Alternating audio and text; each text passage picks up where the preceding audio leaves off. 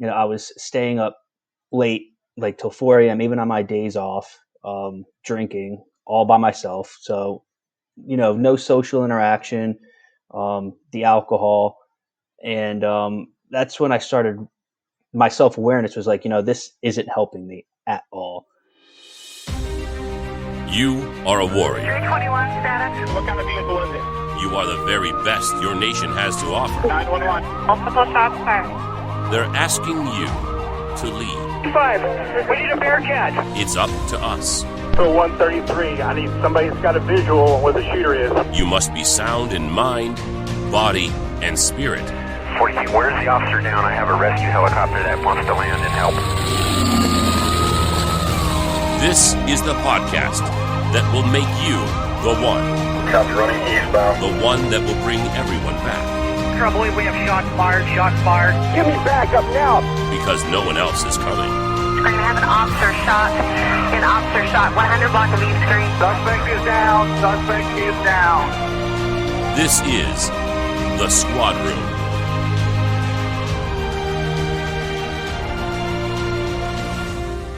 Hello, everyone, and welcome to the Squad Room podcast, where we learn how to serve, strive, and succeed in our challenging careers as first responders.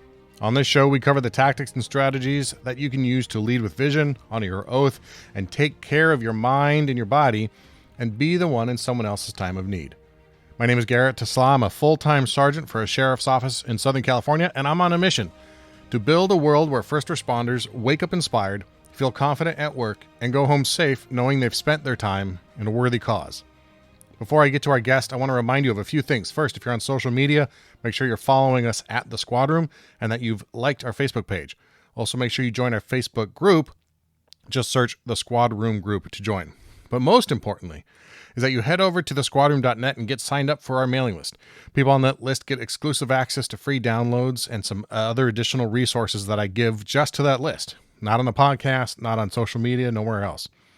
And I also send out this exclusive content in a newsletter every week that I call Tactical Tuesdays. It's absolutely free, and it's just a couple ideas to help you get through the week. 3 or 4, maybe 5 things that I think might help you out. Either it's a training video or a quote that I'm thinking about or a book that I've read that I think you would enjoy.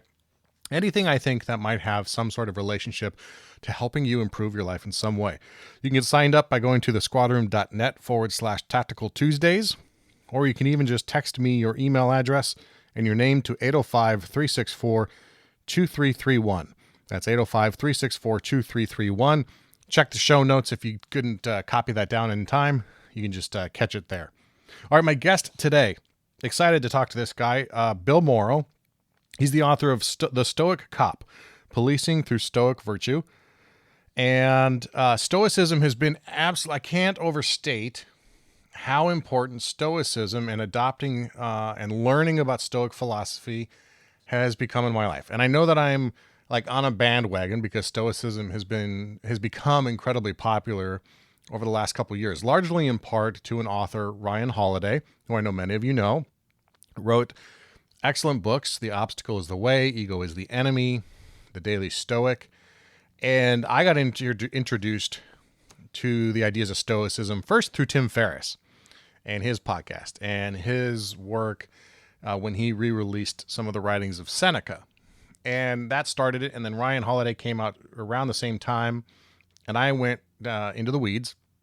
But I have found Stoicism to be the operating system that I am able to use to get through the day, to function, to put my mindset, my attitude in the right space to move forward.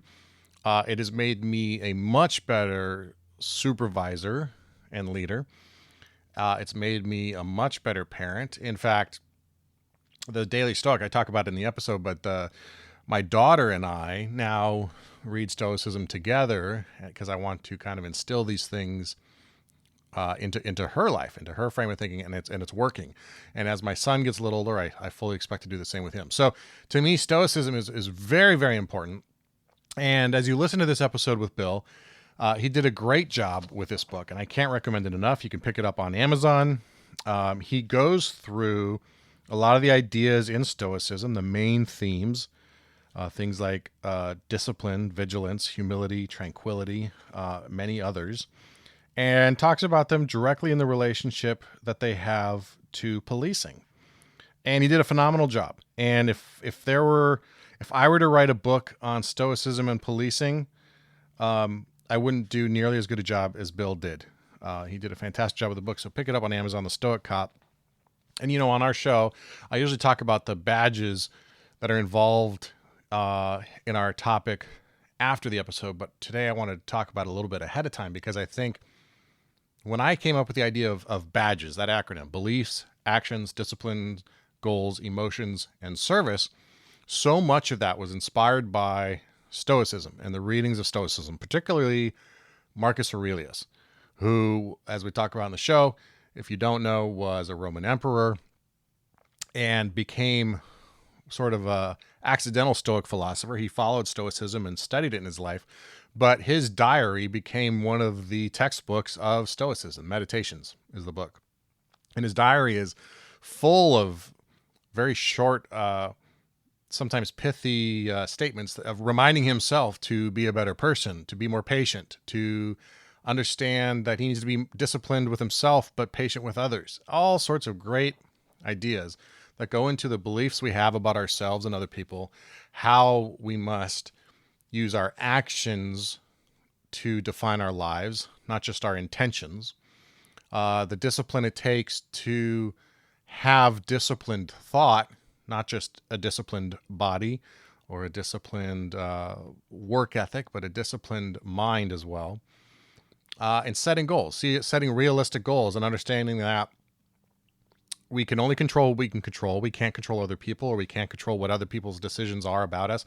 And that is probably the biggest input, or in something I've taken from Stoicism, is working on controlling what I can control, because so many of our goals often have people involved, or often our goals have some element that is outside our control. You want to get promoted to captain, or you want to be a chief of police someday, right? And that's your goal. Well, if that's your goal, there are so many outside moving factors involved that have an ability to negatively or positively impact that career path. And it's certainly not impossible, and it obviously happens for many. But Stoicism has taught me that if that is your goal, and if you put all of the ideas or all of your beliefs about yourself into that one basket, and then something that you can't control comes along and jerks it around or pulls the rug out from underneath you, you set yourself up for disaster. And so that's a great use of goals in thinking about Stoicism and how it relates to goals. Emotions, of course, are important. There's a misconception that Stoics don't show emotion. Quite the opposite. It's about immediately recognizing, acknowledging the emotion, and moving through it with some purpose. And then, of course, service. There's a lot about Stoicism about service, especially with Marcus Aurelius, and many of the other major philosophers were teachers. They taught this both to emperors and kings, but also to the common person. And so Stoicism service is a theme throughout Stoicism. All right, so I'll stop rambling for now, but Bill Mauro, from the author of The Stoic Cop, Policing Through Stoic Virtue, a deputy sheriff out in Florida, and really appreciate his time. It's a great episode. So enjoy this episode with Bill Mauro. Bill Mauro, welcome to the Squad Room. Thank you. Thanks for having me. I'm excited to have you on because we're going to try and tackle a topic today that is near and dear to my heart, but is also one of those topics that is the equivalent of religion, in that it is massive and complex and intricate and two-sided, just like religion is. And we're going to try and accomplish that in an hour. Yeah. And related is directly to law enforcement. So luckily, we have a primer on this because you're the author of the book, The Stoic Cop, Policing Through Stoic Virtue. Mm-hmm. And I said right before we recorded, or before I hit record, that I'm a fan of Stoicism. I'm a student, more importantly, of Stoicism. It's something I read on a daily basis. I share with my family. So, I've read Seneca, I've read Epictetus, I've read Marcus Aurelius, of course. So I say those things not to brag, but to suggest that I have only scratched the surface of what I have found Stoicism has to offer. And I know it's become very popular in the last couple of years with Yeah. cops. Yeah. And largely, I think, because of the success of Ryan Holiday's work and his different books. But I find such value in it. I talk about it frequently on the show that I wanted to devote a whole episode to it, and I didn't know how to tackle it. And then you wrote what I think to be the quintessential book on how Stoicism relates to policing and how Stoicism relates to being a cop. So, Yeah. well done and excellent work. Appreciate it. Yeah, I'm stunned by how you are able to capture so many parts of it and then tie it directly to policing. So my hope today is that we can assist people in understanding how, if they already have a working knowledge of it, how it can relate to helping them in their lives. And then for those who've never heard of it or think it's the equivalent of a cult or a religion, maybe introduce some concepts that are easy to understand that they can share or that they can kind of try and integrate originally. So the place I want to start, though, is, you wrote a book called The Stoic Cops. So I think a lot of people are hoping that you are indeed a cop or have some background in law enforcement rather than someone from the outside. So tell us your story a little bit about how you got into policing and that journey for you. Yeah. So my father was military and a cop for, I think he retired at like 27 years. So I'm, most children of cops usually their thing is to grow up to be a cop, and obviously I was one of those types of people.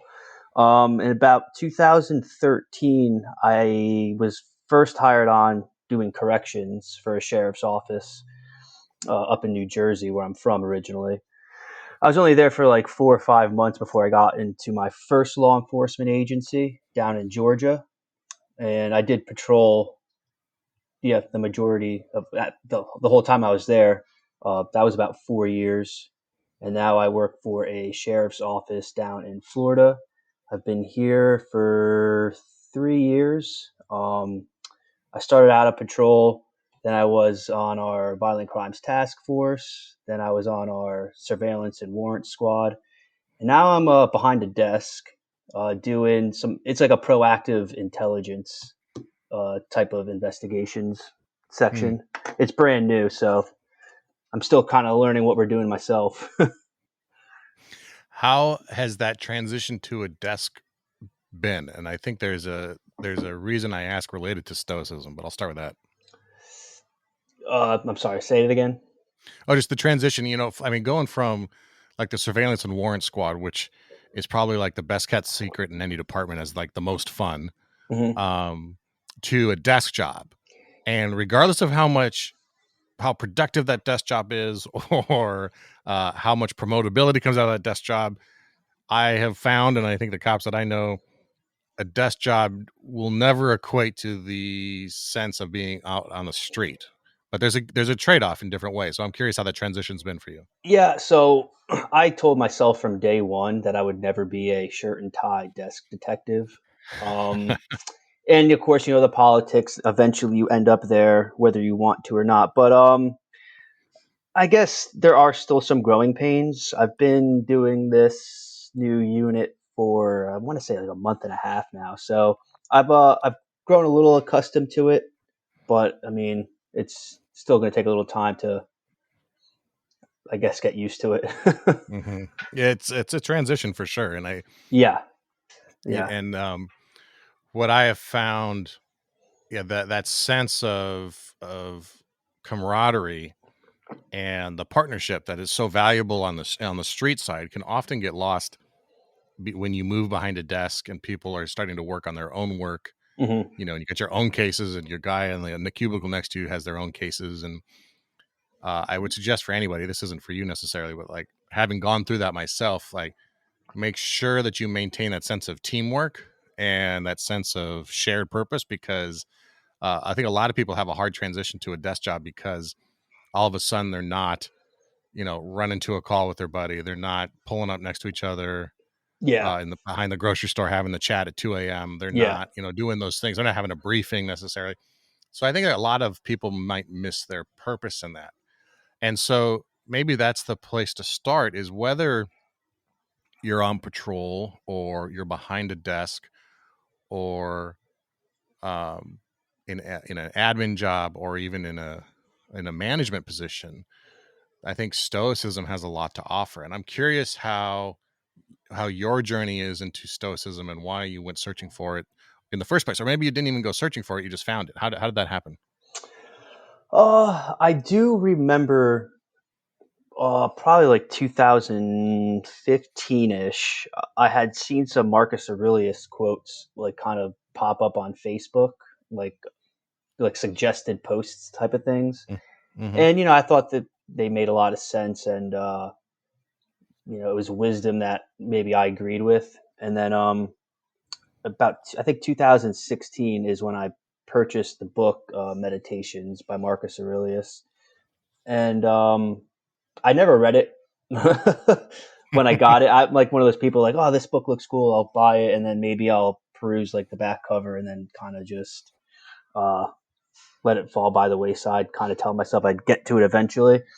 But it wasn't until 2018 when I started, feeling myself slide into kind of a depressive state, kind of searching for answers on how to get myself out of, my depression. And well, there was Marcus Aurelius's Meditations, kind of just waiting there for me from when I had purchased it. So I picked it up and read it, and it kind of went, all downhill from there to where I am today.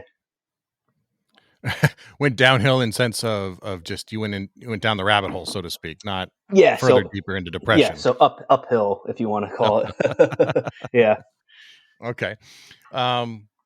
What strikes me about Meditations, and for those who are unfamiliar with it, it's Marcus Aurelius, who was a Roman emperor and probably considered last great Roman emperor. It's his diary. And so it's these short, sometimes pithy statements. And he's talking to himself, even though he kind of uses, third person. Mm-hmm. You kind of the you language, you must learn. He's talking to himself. Yes. And I always find that striking, that here's the guy who's literally at this point in history, like one of, if not the most powerful person in the world. And he's reminding himself that he screwed up that day and needs to be more humble, or he needs to consider that someone's actions don't reflect on him, or that he has it within himself to choose whether to be angry or not. Yeah. And this person has so much power to be so self-aware. And I think that for me, the journey into Stoicism certainly went down that same rabbit hole. I started with the Daily Stoic and reading that, and then into Meditations and Seneca and such. But to me, Stoicism starts with self-awareness, Mm-hmm. and those skills that you learn through the readings and through the recommendations they make to become more self-aware. So I'm curious for you, when you were in that moment, you saw the Meditations, you knew that something was wrong, you knew something was off. There was some self-awareness there already. Mm-hmm. But what did you initially learn on that first sort of that curve, if it were, in that learning curve of, okay, I'm in a depressive state, something's not right, I'm going to try this book? And what's maybe the first couple of things you learned about Stoicism that you were able to kind of implement in your life rather quickly? I think the most important, and maybe I would call it the meat and potatoes of Stoicism, in my opinion. I mean, because obviously there's many, like you said in the beginning, there's many. It's a large topic and there's many aspects to it. But for me, the meat and potatoes, what I believe it to be most, what it's about is the fact that we cannot control all the external factors that happen to us, whether it be financial, or maybe you get reprimanded at work, or whatever outside circumstance that goes on in this world. You can't control that, but the only thing that you can control is how you respond to it, or how you prepare for what could be. But it's all in the matter of controlling your emotions and self-regulating, and like you said, being self-aware. That's what struck me as the most important aspects of the philosophy. I think right now too, there's so much going on in policing that we can't control. Yeah. We're struggling with defunding, which is outside of our control. We're struggling with now new mandatory training, which is outside our control, on top of no bail. I mean, you could go on and on and on, right? Protests and civil unrest. The fact that the one that's striking me right now that I'm thinking a lot about this week is I've seen a lot of posts of guys like complaining about their good work not meaning anything. Yeah. And I'm in the middle of writing a response or something that'll become a response. Maybe it'll become an episode. But they say, and I went through this too, because I remember early on in my career, I got a rejection letter from the DA. I had a good arrest, good search, good probable cause, but it's a tight case, right? And I remember the rejection letter from the DA said it lacks jury appeal. It's not sexy enough to put in front of a jury. And the DA was basically like, yeah, they did it. I mean, we know they did it, good arrest, solid work. But we're not going to, it's too risky to take it to trial because we could lose it. And, Yeah. And remember, I mean, I've gotten now many of those throughout my career, as I think any cop has who's done any proactive work. And yeah, I've gotten a bunch. Yeah, right. And so it's easy to complain and feel like your work is not, there's no purpose to it, or there's no reason to do it because your cases aren't getting filed, or the guy's only getting probation instead of prison. Yeah. And as a supervisor, I had to deal with this more and more as I could see my guys, men and women, their shoulders droop, and they would kind of lose that sense of purpose. And I think Stoicism is great for reminding us that none of that is within our control. Yeah. We can't control what a prosecutor does. We can't control how good a defense attorney is or isn't, or what kind of, nonsense the judge, whatever it is, right? We can only control the quality of the work we do and our own attitude when we come into work and how we maintain it, right? Yeah. That to me was my biggest lesson early on in Stoicism. It was the same thing, like control what you can control and disregard the rest. And also really try to work on understanding how little there is we actually do control and being okay with that. Yeah, absolutely. Because I think there's a way to, I don't know about you, but once you kind of come to that realization that there's very little things you actually control, it can either kind of make you feel better because now you know what your boundaries are, what your parameters are, your perimeter is. Yeah. Or you can completely lose it thinking that life is just a crapshoot. Yeah. Yeah. I think go people think, and this is where the ego comes in. People think that they're more important than I guess they actually are. And I guess that sounds maybe a little negative. But I mean, yeah, I think people have this expectation that they're more important than, they maybe actually are, when they realize that maybe they're not as important to other people as they think they are. It absolutely crushes them. And it's an ego-driven thing. Yeah. It absolutely is. And actually there's a great, you use this quote as the intro to one of your chapters from Epictetus. When someone is properly grounded in life, they shouldn't have to look outside themselves for approval. Oh, and that's one of my favorites as well. Yeah. And all the approval you need really is within. And what I think I still have to learn maybe on a daily basis is to work on that self-approval, and then through miracle or other reasons, other people begin to approve of you too. And that's, I think, just a basic tenet of other psychology stances too, is self-respect begets respect from others. Yeah, absolutely. And I think people see that. So, I mean, so you work New Jersey, then you're down in Florida now for a very active agency, moving to this position now behind the desk.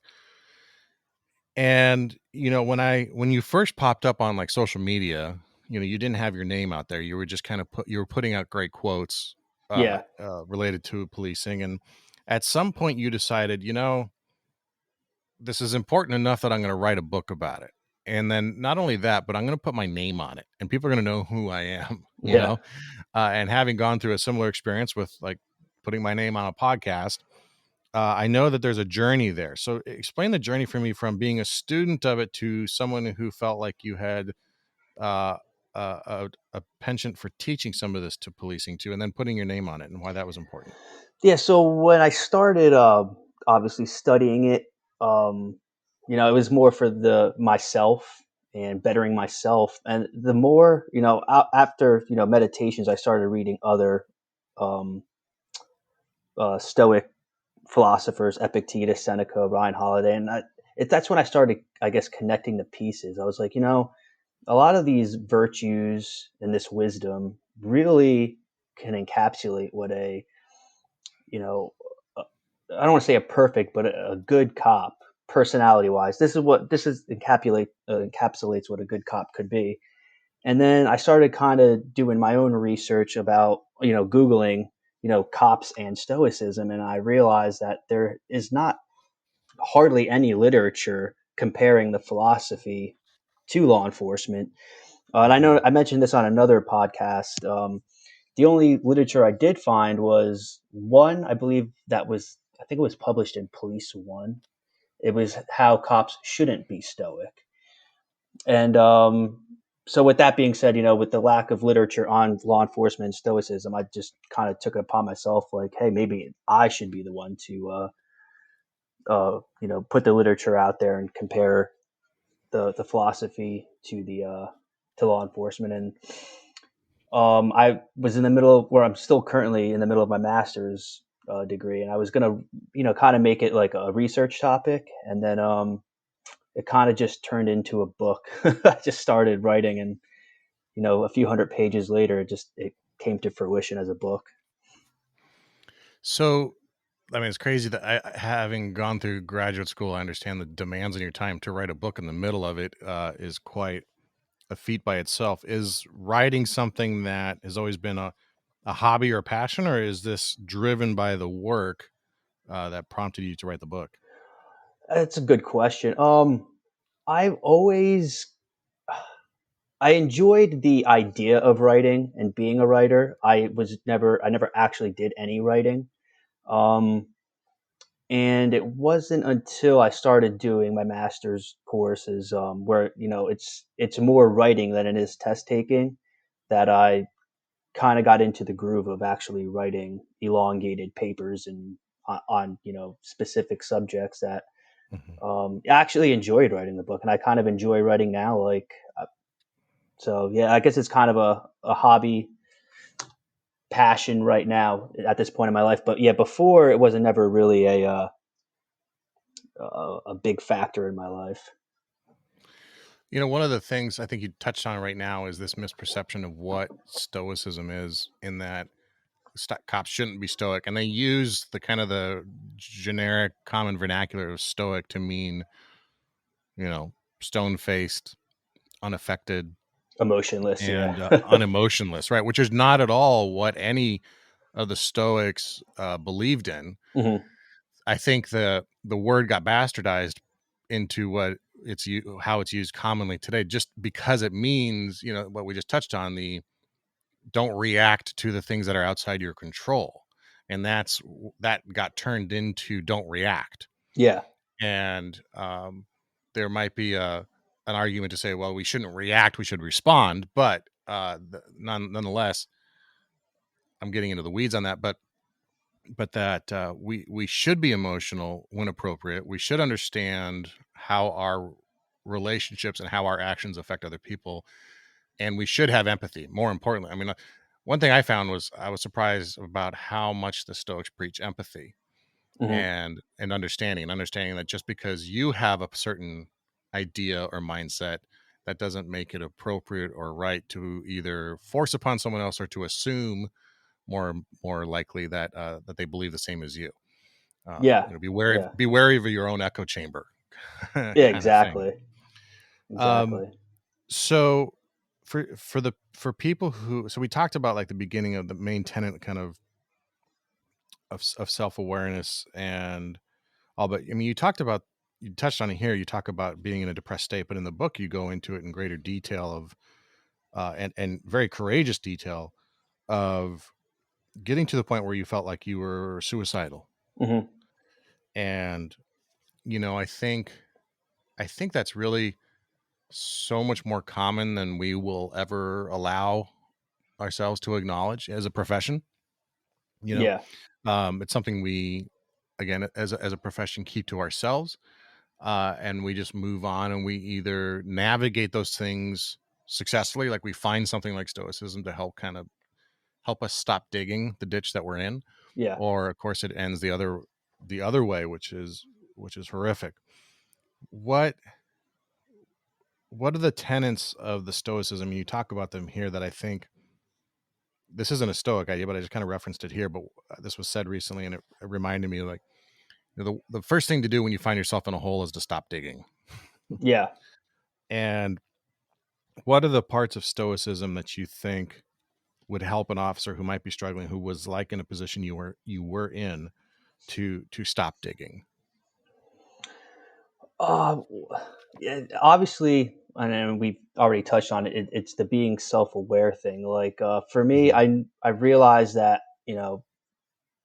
it realizing where your mistakes are as to how you're getting down into that hole. For me, it was and I touched on it in the book. I was staying up late, like till 4 a.m. even on my days off, drinking all by myself. So no social interaction, the alcohol, and that's when I started. My self awareness was like, this isn't helping me at all.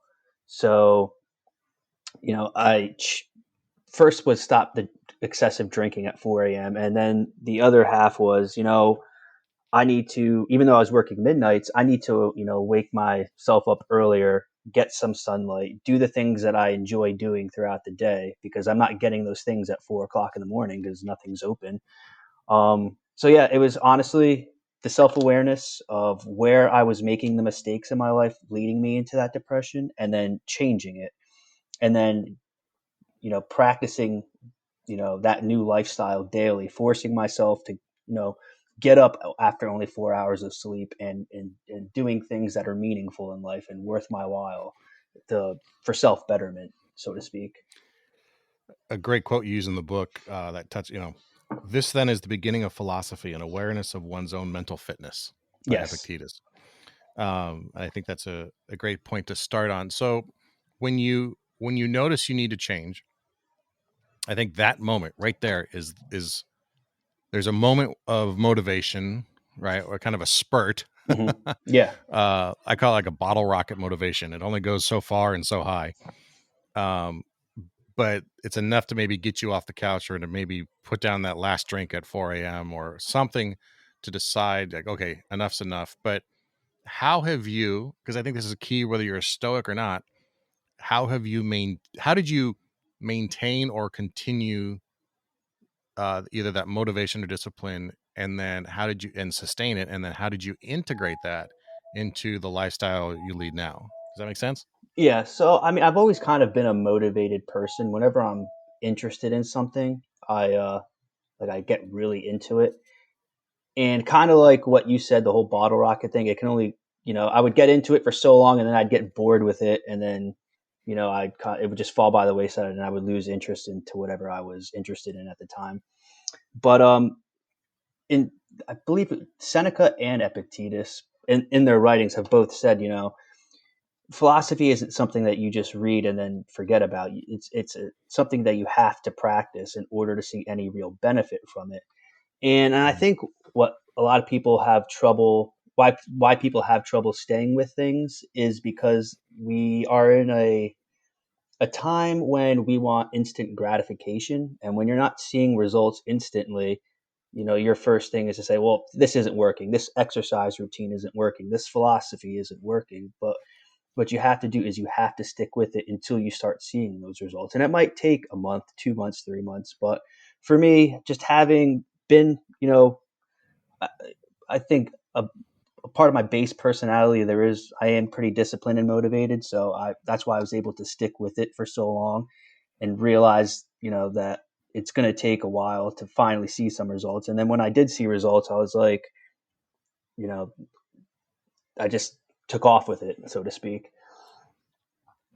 What, so when when you're sitting there on the couch at 4 a.m. with that drink in your hand, and you realize things need to change, do you feel now, with hindsight, that the depressive state was that you were using these unproductive or toxic coping mechanisms toward the job, or do you feel like it wasn't the job itself that was doing this to you and you were just off the path? Yeah, I don't think it was the job itself. I do state in the book that I'm a day person, and I was on permanent midnights, which isn't horrible, especially during the summer months when it stays light out later. It really took a toll on me in the winter months when, like I said, I would sleep till Mm. 3 or 4 in the afternoon to kind of stay on that midnight rhythm with my sleep. Mm-hmm.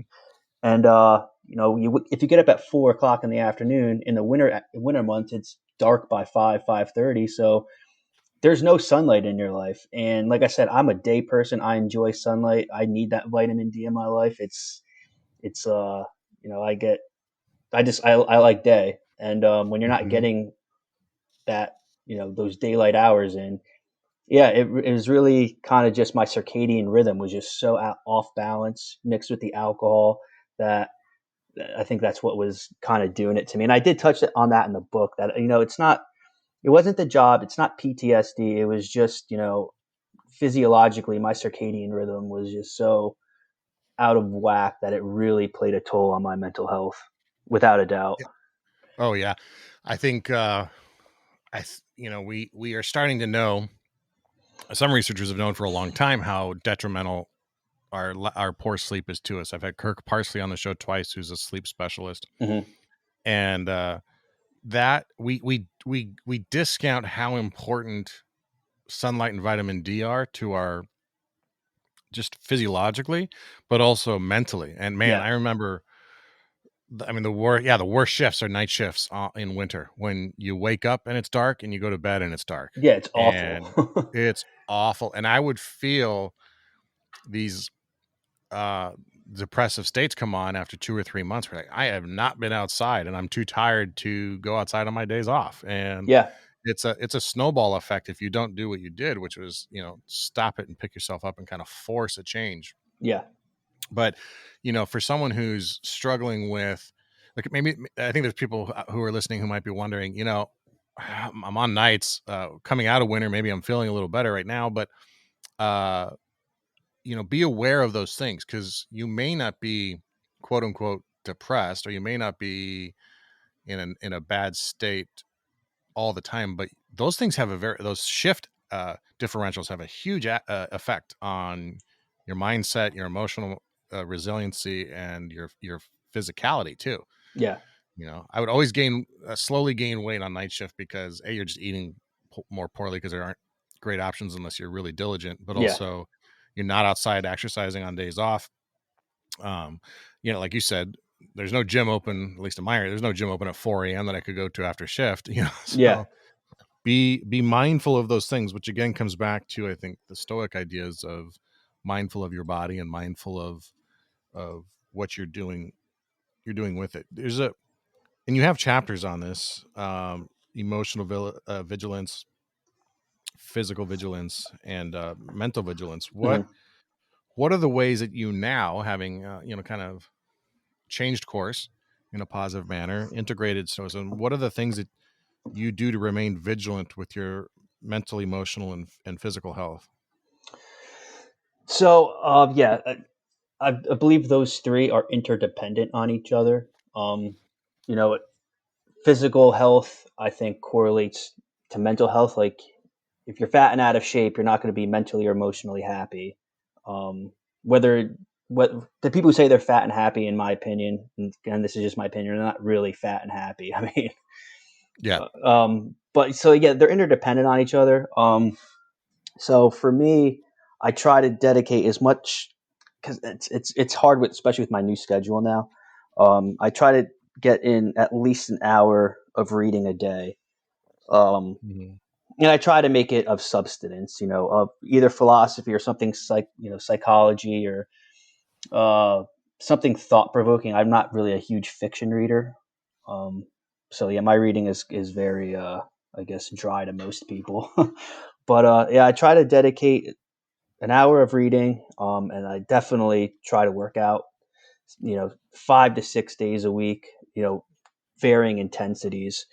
Um, and I believe those two aspects of, keeping myself mentally vigilant and physically vigilant definitely plays, affects my emotional vigilance to Mhm. where I'm in a great mood most of the time. I'm aware of when I'm, not in a good mood. And then when I do become aware that I'm not in a good mood, I have the resources to adjust it, fix it, um, change my outlook on why I'm in a bad mood so that I get back into a good mood, so to speak. So I think a key right there is that moment of recognition of our thought, right? So we have a thought, and in this case, obviously, I'm kind of referring to maybe a negative thought. Either someone did something and we have a negative thought, or we think a negative thought about ourselves often, or we beat ourselves up over a decision we might have made, or whatever it is. But Mm-hmm. we have a negative input coming into our mind, and if we don't stop it at that moment, it can fester and become something much bigger. And oftentimes, it results in lashing out at somebody, either someone on the street when we can't bite our tongue, Yeah. or maybe a partner, or a spouse, or a kid, a child. How do we, or how do you find it helpful to be in that moment where you are able to catch that thought before it festers and becomes something else? I am, I guess, a huge, one thing that I liked it when I read Stoicism, or still continue, is I guess the realization that it's the perspective of, like kind of like the history of the world, where whatever you're going through in the current moment, whether you're having a bad thought or maybe you're feeling bad about something that you did in the past, that there's been other people in history who have felt and done the same exact things you have, and there's going to be people after you who do the exact same things that you have, and that if you keep it in that perspective, um, it helps you realize that you're not the only one going through it. You're not the only one thinking this way. You're not the only one who's having trouble controlling their emotions. And then I think it's that perspective and being aware of that perspective that helps me come to terms with stupid things that I'm thinking or that I'm doing, and then correcting the behavior, so to speak. Yeah. There's, towards the end of the book, you start to tackle some of the organizational stressors of Yeah. policing, and there's two that I think are worthy of diving into a bit. And one is something we all experience, is the stress, or maybe the perceived stress of command, or our bosses, Yeah. right? And how you say this routinely or several times throughout the book, just accepting that you will make mistakes, or accepting that maybe you feel you didn't make a mistake, but you're getting called to the carpet on something, and you feel like you've been treated unfairly. But to remember that it's a long career, and with the right mindset, recovery is inevitable, and success is not ruled out. Oh yeah, absolutely. How and then I love the title of uh this chapter. I want to make sure I get it right, but like something about surviving police high school. Yeah. can, can you explain that? I'm going to let you explain that one all by yourself. I mean, policing is your agency. It's like high school. It's cliquey. It's gossipy. I mean, God forbid you make one mistake, you're going to hear about it repeatedly from all aspects of the rank and file. Um, and I think I put that in the ego section of the book. But or maybe it was a tranquility. But regardless, we're all type A personalities in law enforcement, and we all think that we're maybe better than we are a lot of the times. And when other people make mistakes, we're so quick to judge them, be like, "Oh man, I can't believe you didn't make an arrest for this charge or that charge, or your tactics are awful. What were you thinking?" type of thing. Um, and I think that weighs a lot on our minds sometimes. We're so scared to make a mistake because we don't want to hear the all the other senior officers, or so to speak, get on your case about it or give you crap about it. So yeah, that's I guess where I got that title from. It's the the whole social aspect of the agency and the gossip It's stuff and clicky stuff. when I started, I started doing ride-alongs like a lot of people. I had no connection to law enforcement, so everything was brand new to me. Mm-hmm. And I rode with a bunch of agencies just to kind of understand what the job was like, And I don't think there was ever a ride-along I went on where someone didn't warn me about almost those exact words, the high school nature of it, the clickiness or the gossipiness and all that. And I never really understood it. And it's funny to talk to cops all over the world, and it's the exact same way. Oh yeah. It comes down to that the type A, like you say. There's scarce resources in terms of specialty spots or promotional spots. So even though we are quote unquote partners and quote unquote brothers and sisters, we are competing against each other too. So we often move from considering someone as a partner, a brother, or brotherhood to competition. Mm-hmm. And I have too wrapped myself up in this at times, and found that when I am at my stoic best, my only competition is with myself and who I was, maybe not even yesterday, but maybe just 10 minutes ago, and trying to understand that it's within me to be better about those things. And I, again, can't worry about how gossipy someone else is. I'm going to watch my own tongue, Exactly. And we're so quick to start a sentence with, I don't mean to Monday morning quarterback, but in reality, we all mean to Monday morning quarterback. Exactly. I always crack me up when someone would start like that, and then but then they would do exactly that. You're like, no, that's exactly what you're doing. Yeah. And I think and not to say that there's not validity in deconstructing a critical incident and learning from it. Oh, right? absolutely. Yes. And saying like, here's what I see, but we need to be open and honest about it. Yes, I am Monday morning quarterbacking this. I understand I wasn't there.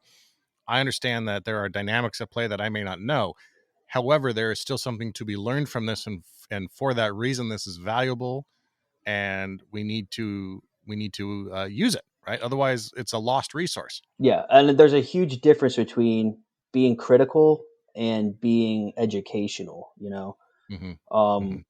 Yes, we need to debrief and deconstruct incidents to learn from them, but if you're strictly critiquing someone on all the negative things they did, they're just going to shut down, and it goes in from one ear and out the other. But if you're critiquing along with, also positive reinforcement, along with educational strategies or helpful hints, or what have you, that's when people become more receptive, and they'll take it in, absorb it, and get better.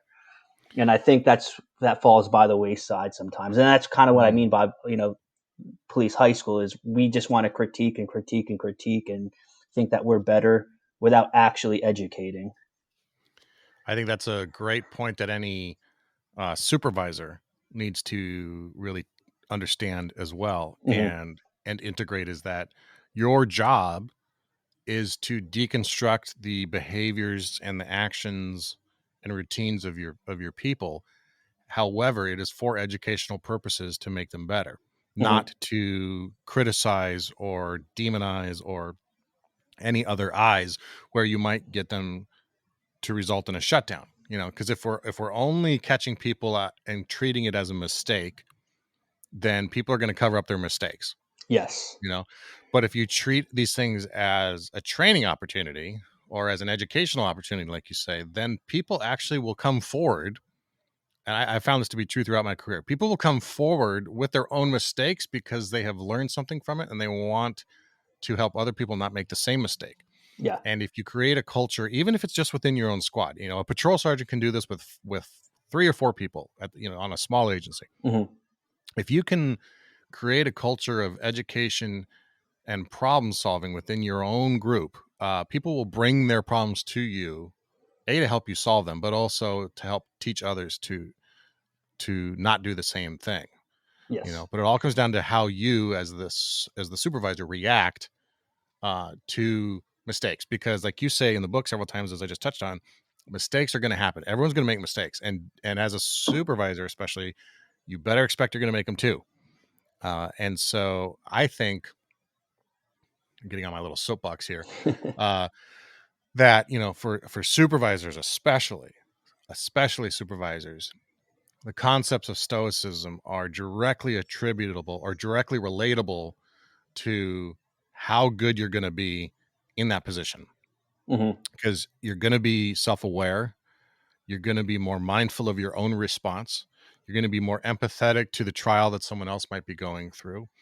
Yeah. And so I think any supervisor out there, I mean, I'd give them like if there's a huge grip of books I'd give, but I guess one of them would be something like Meditations Yeah. as a quintessential leadership book.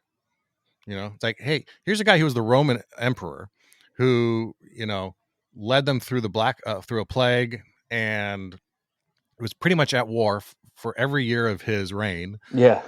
And yet would criticize him at night for being rude with the people who came to see him at court. Yeah. Yeah. It's leadership text, really. And I think it's just great stuff. I mean, I could go on and on. I'm curious because you said your reading list, and your reading list, you said is full of these kinds of books that it seems like are very similar to the stuff I read. What are some of the books that are top of mind right now that you're reading that you're enjoying? So right now I'm in the middle of Jordan Peterson's 12 Rules for Life. I've been in the middle of that book for like a year now. Yeah, no, it's a thick book. I mean, I think I've been into it for like 2 months now, and it's only because I'm in semester with my master's program right now. So a lot of the time that I used to dedicate in the morning to reading has kind of been reading or writing for my my degree. Yeah. But yeah, I've been in the middle of that, and actually before this podcast, I just finished up a chapter. But I like him. He's definitely very philosophical, in his psychological way. So that's what I've been reading. I have a few books on the back burner. The Rape of Nanking is one of them.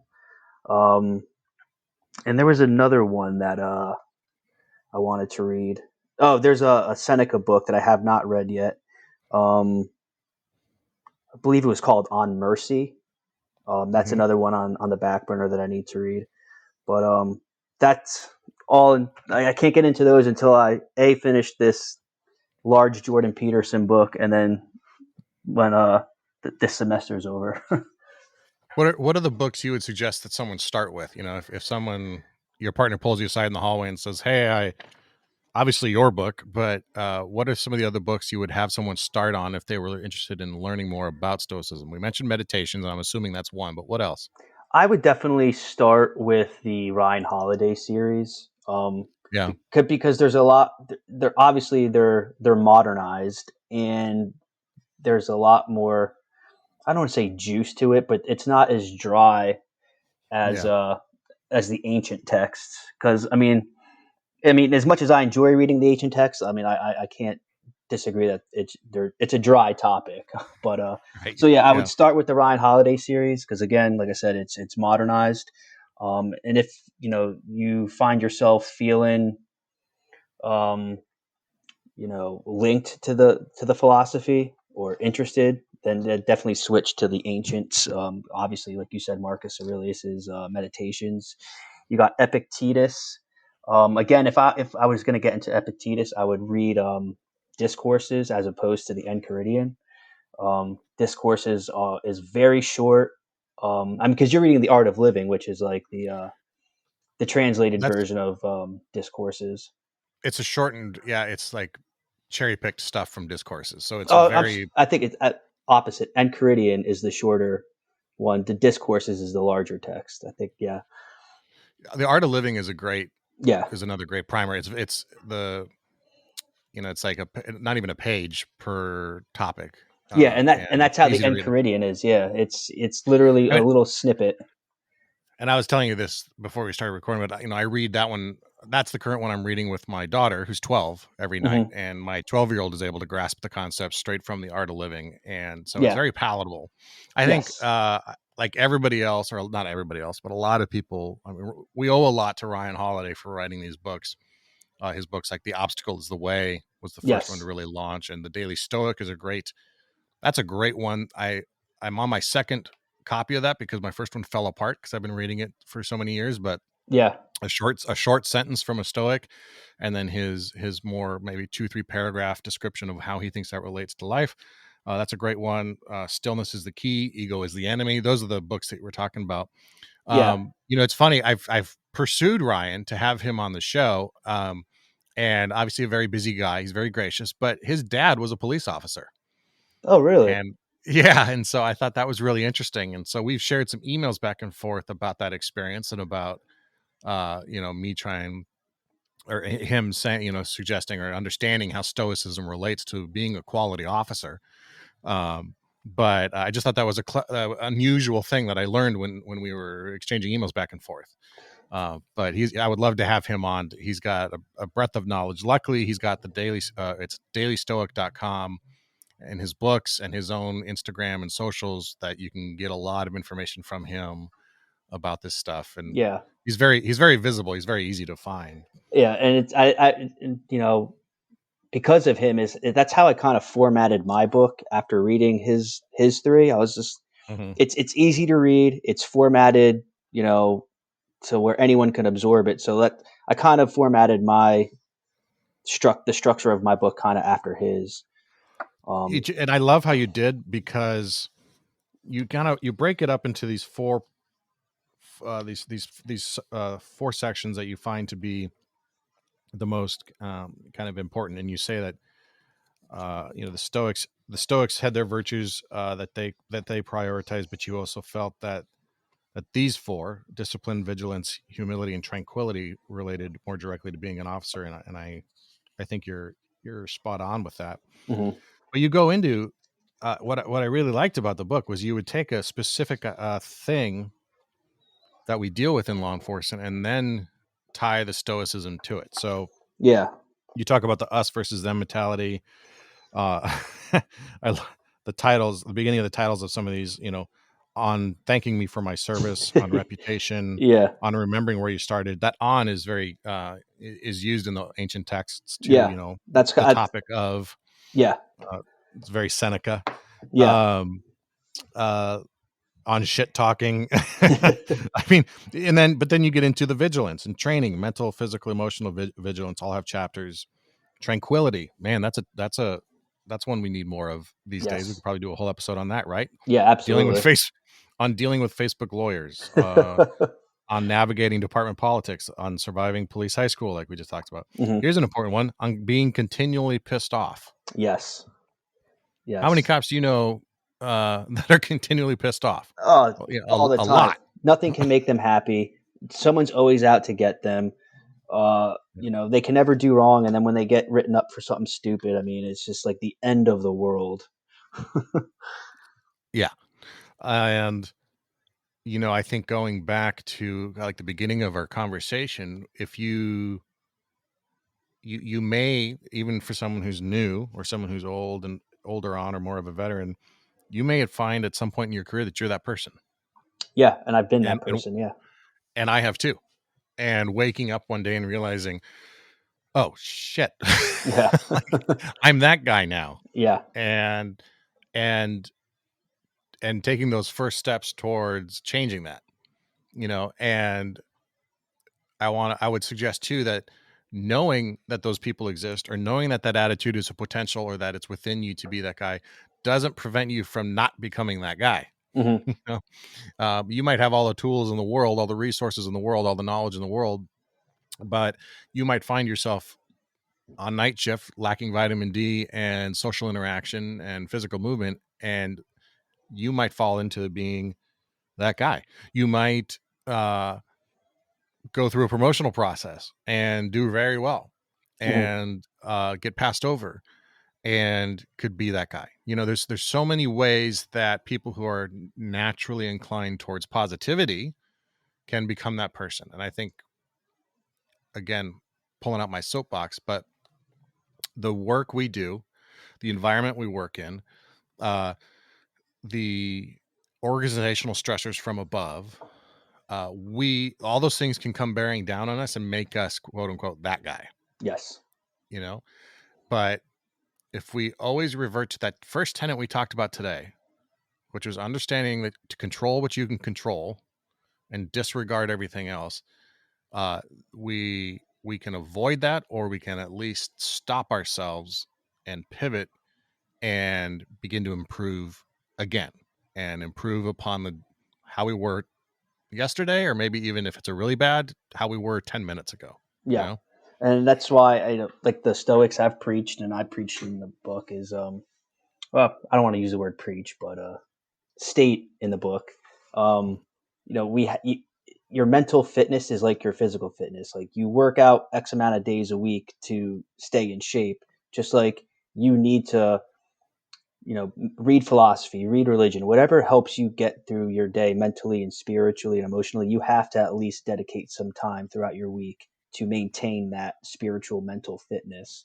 And I think, it falls by the wayside. Like, people will read an inspirational quote on Instagram, and for 5 seconds they'll be like, "Oh man, that makes so much sense."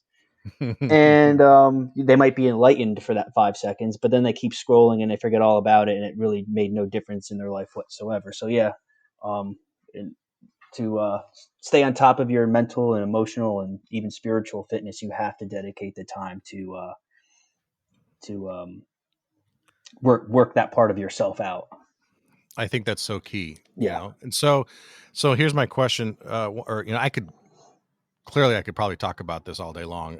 It is a topic that excites me. When I saw that there was a book written specifically about Stoicism and police work, I reached out to you right away and was like, when you announced on your Instagram that you were writing a book, I shot you a message, I think that same day, and was like, let me know when it's in print and I'll have you on the show, because I want to talk about this stuff, because it is a massive topic. Yes. But it's also, like we touched on at the beginning of the show, it's almost a religion in the sense of it's an architecture for how to live, I guess. Mm-hmm. But have you found, or do you think that for people who have strong religious beliefs that they can't be Stoics, or do they integrate well enough? So a good quote from Seneca is I will never be afraid to use a good quote from a bad author, which means, just because someone doesn't prescribe to your faith or your religion or your philosophy, but they have a good, set of wisdom or virtues, it doesn't mean that you have to absolutely not, take that advice. Mm-hmm. So, I mean, if you're religious and you believe in Christianity, Judaism, Islam, I mean, nothing says that you can't incorporate some wisdom from the Stoics, and vice versa. Just because, and I've made posts about this, because not every post I make is from a Stoic or a, something close to a Stoic. I mean, yes, mainly it is a lot of Stoic philosophers I use in my posts, but there's a lot of psychologists that I've quoted, and Epicurus, who was a hedonist, I've quoted him before. So yeah, just because you prescribe to a certain religion or philosophy, yeah, you can definitely, and I think it's healthy to look into other schools of thought and incorporate it into your lifestyle as well. Nothing says that you have to stay within these parameters of this philosophy or else, Right. I found that, I mean, from the little effort I've put into seeing how they integrate, it seems to me that they integrate just fine. Yeah. Whether it's Christian Judaism or Islam, the tenets are rather the same. When you take out the mythology and the dogma of it, the teachings are almost identical. Yeah. And, I mean, Stoicism was built off of Cynicism, and I know I made a blog about that. The founders of Stoicism were students of the Cynics, and no one wants to be a cynical asshole, so to speak. But one philosophy came from another philosophy, just like the religions. A lot of Christianity and Judaism, they start out, the religious texts are relatively the same, and then they only split at a certain part in the story, type of thing. So yeah, Right. a lot of the groundwork of philosophies and religions are, intertwined, like you said. Mm-hmm. So my last question for you, I suppose, before we wrap up, at least the last one I anticipate, is, you've written a book called The Stoic Cop, and just de facto to that, you become an authority on the topic, and you become the Stoic guy. And I don't know how much like people know about it at your department, or how much you're perceived as the Stoic Cop, eye to eye, person to person. But I think internally, at least, we often attach ourselves to the label. I wrote a book about it. I should know this stuff. I need to know it. I need to live it. I need to integrate it into every aspect of my life. But we always, all of us, somehow get off path. Mm-hmm. Or we might stray in some way. What are the things you do as like the guy that literally wrote the book on policing and stoicism? What are the things you do in your daily routine or your weekly routine to stay on the path and within the parameters of what you believe to be a Stoic life? I definitely am into reading the Daily Stoic, like you mentioned. It's one blurb a day. It's a daily. I guess you can call it a daily devotional. Yeah. Mm-hmm. Just to keep keep my the philosophy oiled up in my mind, so so to speak. Mm-hmm. So that's pretty important. Like it's the daily, reminders and readings that keep me on that path. I also think keeping up with my Instagram with the posts and I've said this before, Mm-hmm. Because part of Stoicism is there's been a practice of journaling. I know Ryan Holiday has mentioned that before. Is journaling is an important part of practicing the Stoic philosophy. I necessarily don't journal. My journaling, quote unquote, is my Instagram posts. That's interesting. I had Yeah, never thought of it that way. Yeah. yeah, because I get a lot of the quotes that I post. I think like I'm like a bi-weekly poster, so those posts or those quotes come from things that I've been reading that I like, that I connect with, and then I'll reflect on it. And that's why like I'll make the little picture with the quote in it, and then I'll put a in the description my kind of reflection on it. That's like my journaling, quote unquote. But yeah, that's how I keep myself well maintained in the philosophy, is just the daily reading, the bi-weekly Instagram posts, and then trying to implement the wisdom and the virtues in my daily life, especially when I'm at work.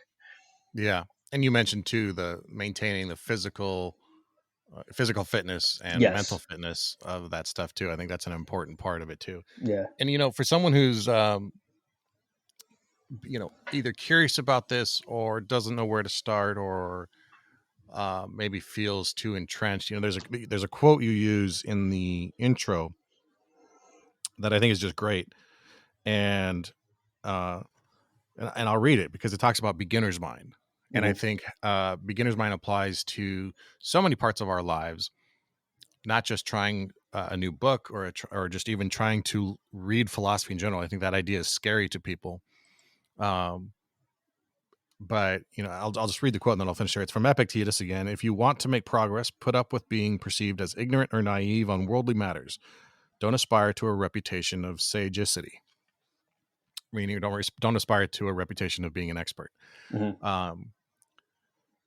We get pigeonholed so many times in our lives because we are afraid of looking like a fool.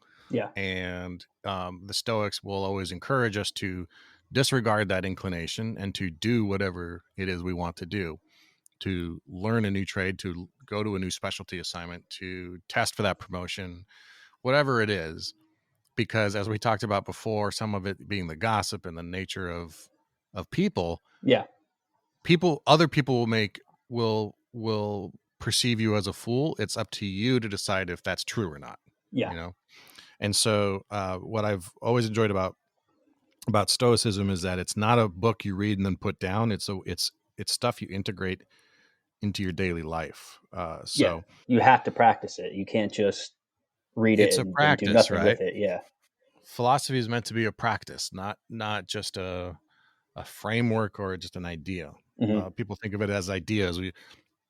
This idea of a guy in a toga walking around asking esoteric and questions, Mm-hmm. but it's really about specific questions to ask yourself and to have an understanding of where your mind is at. So, Bill Mauro, thank you for writing this book. It's fantastic. I encourage everyone to pick it up. The Stoic Cop, Policing Through Stoic Virtue. Thanks for your time today, for being on the show. For your Instagram and everywhere else, where can people find out more about you? So my main source or point of contact is my Instagram. I'm at the Stoic Cop. That's where I'm most active. I do have an email, thestoiccop@gmail.com. If you have any, if you want to get directly in contact with me. And then I have the stoiccop.com, that's my least active platform. There's a few blogs on there. I try to keep up with that, but it's easier sometimes just to do the Instagram. Sometimes posting a blog is like, just the website format is ridiculous and it's kind of annoying, but yeah. So Instagram and email are my two best options for contact. And the book, where can everyone find the book? So it is on sale on Amazon, both in paperback and Kindle form. It actually just got re-released. When it first got released, I think you bought it like right away. Yeah. It was released with a lot of grammatical errors. So I had to address it with my my publisher. I guess she actually ended up firing the proofreader because she's apparently screwed up a lot of books. But the manuscript was fixed. So yeah, it just got re-released. Completely rejuvenation editing. Yeah. So we'll put all the links to your books and to your socials and everything in the show notes in case someone can't access it right now. One thing you do on your Instagram is post your workouts. Yes. And so there's one way for people to immediately begin working on themselves if they don't know where to start, is they can just follow your Instagram for some at home or home gym style workouts that are easy to follow. Mm-hmm. And I'll close with one more quote because I just love the quotes. And I'm sure you do too. I have my favorite Latin phrases from the main authors. One of mine is "Viviter militer est," which is "to live is to fight." But another one I think is a great one to end on for anyone is "Memento Mori." Yes. And which basically translates to "remember you must die." And it's not a negative thought at all. It's meant to be a positive thought. And you have a great quote on your chapter on death that I'll end with here from Marcus Aurelius from Meditations, and for people to kind of go into their day or finish out their day wherever they're at in their day, to think about this for a little bit as we close out and as you move through your day. Since it is possible that you may depart from life this very moment, regulate every act and thought accordingly.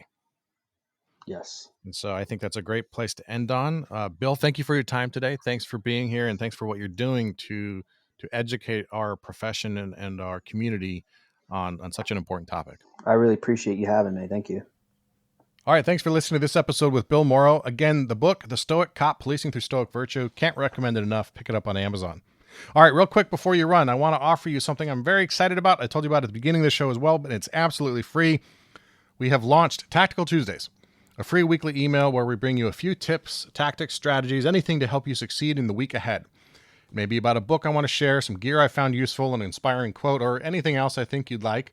Just sign up. Just go to to sign up for the list. Just go to thesquadroom.net/Tactical Tuesdays, or you can text your email address and name to 805-364-2331. That's 805-364-2331. If you didn't catch that, just check the show notes for this episode. You can find it there. And I promise I won't spam you. I won't sell your phone number. I won't cold call you in the middle of the night. It's just to collect the email address for that awesome response. And we've gotten a great response on it so far. Tons of people signed up, tons of people replying back with some comments, and it's been great to interact with people there. If you want to know how you can support the show, there's a few ways you can do that. If you like what you heard today, you got something out of this conversation, please consider leaving a review on the podcast player of your choice. If you got a few seconds extra, please leave a comment with your review as well. And then, of course, share this episode with people you work with, people you love, people you know need to hear some of this information. You can share episodes right from our webpage at thesquadroom.net and from most podcast players. Now, of course, follow me on social media at The Squad Room and join our Facebook group. Also, there's some great companies that support the podcast and support you. You can go over to thesquadroom.net/support to check them out and get some exclusive deals. And until next time, take care of each other and stay safe.